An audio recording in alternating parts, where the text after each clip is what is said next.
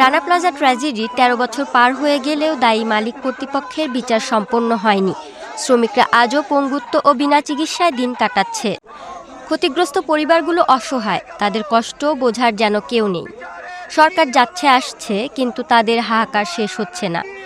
এই অবস্থায় বিচার ও যথাযথ ক্ষতিপূরণের দাবিতে ঢাকার সাভারে রানা প্লাজার সেই ধ্বংসস্তূপের সামনে বিক্ষোভ ও সমাবেশ করেছে একাধিক সংগঠন।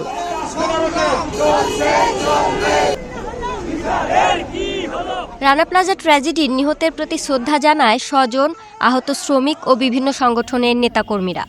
৭২ ঘন্টা ময়শ্চার সমৃদ্ধ লিলি বডি ওয়াশ, শিয়া বাটারের গুডনেস স্কিন রিপেয়ার করে রাখে soft O glowing.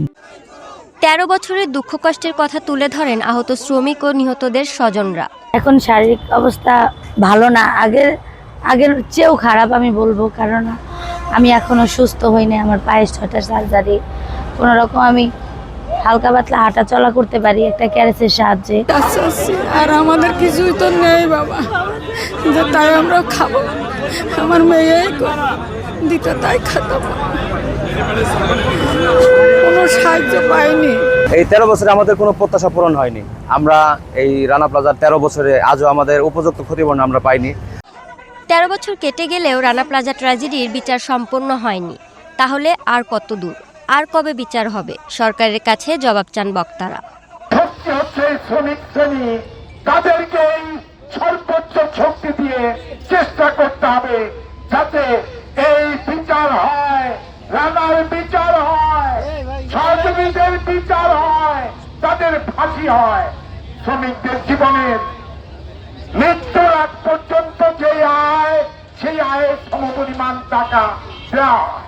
A step toward justice, a step toward decent work, fair wages, and greater accountability throughout the entire product chain.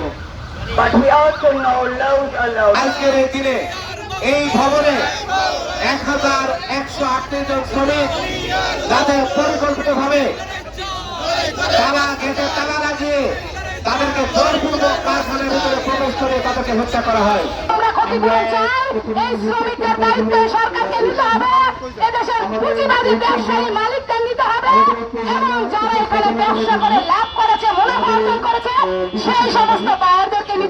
Rana প্লাজার বিচার যেন সঠিক হয় এবং দ্রুত হয়, প্লাস আহত শ্রমিকদের যেন আমরা পুনর্মূল্যায়ন করতে পারি এবং তাদের চিকিৎসা এবং তাদের যেন আমরা কাজের ক্ষেত্রে আমরা যেন অগ্রাধিকার দিই, এটা আমার দাবি থাকবো।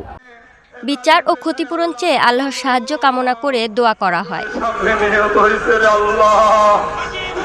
আল্লাহকে ১৩ বছর হয়ে গেল, তাদের কোনো বিচার হলো না। আল্লাহ বাংলাদেশে একটা আমরা প্রধানমন্ত্রী ভালো ছেলে পাইছি। আল্লাহ প্রধানমন্ত্রী যদি আল্লাহ তাজিম পেশার দিকে তাকাইয়ে যারা হতে হতে তাদের বিচারটাকে যদি করে, আল্লাহর কাছে বলে আল্লাহ তার চেয়ে যেন বিচারটা করে, তার যে হায়াতে তো এবার তুমি দান করো। রানা প্লাজা ট্র্যাজেডি মামলার আইনজীবী জানালেন বিচার প্রক্রিয়ার অগ্রগতি কতদূর। এখানে মানুষ মারা গেছে, প্রত্যেকটা ফ্যামিলি থেকে সরকার চেষ্টা করছে সাক্ষী করার জন্য। আপনারা জানেন আমরা অনেক সময় আন্দোলন করি, সংগ্রাম করি, কিন্তু সাক্ষী আন্দোলন করি তখন কেউ সাক্ষী দিতে চাই না, সাক্ষী চায় না। আমাদের এই সাক্ষীগুলো নিতে অনেক কষ্ট হয়। এই পর্যন্ত গুরুত্বপূর্ণ সাক্ষী হওয়ার পরে মামলাকে আমরা প্রার্থনা করবো। পরবর্তীতে এই মামলা তারপর রায়ের জন্য থাকবে। আগামী ৩০ তারিখে এই মাসের ৩০ তারিখে মামলা এই দিন ধার্য আলাদা কোনো